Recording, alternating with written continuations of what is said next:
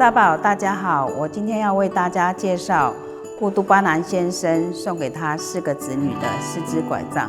这4支拐杖呢，都有不同的图文，也代表了不同的意涵。依据杜永南先生的口述，第1支拐杖，他刻了一个英勇体拔的男士，他表示做人要非常的正直，要有原则，不能飘摇不定，要坚守自己的立场，才可以带动你的弟弟妹妹。第2支拐杖，他刻了一只老鹰，因为父亲很热爱部落，希望我们能够继承他对部落的爱心。意思就是说，孩子，你要飞到天上去，看到部落人的需要，你就为部落做一点事情。只有你飞到天上去，才能看到部落的需要。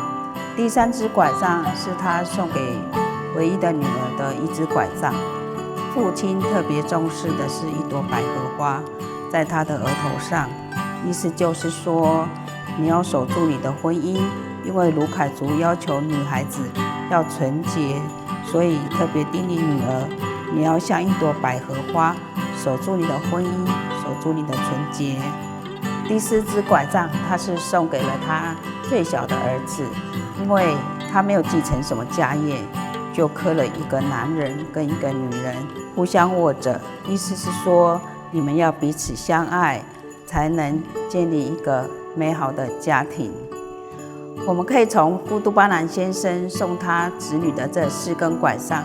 看出一个父亲对子女的期许与关爱。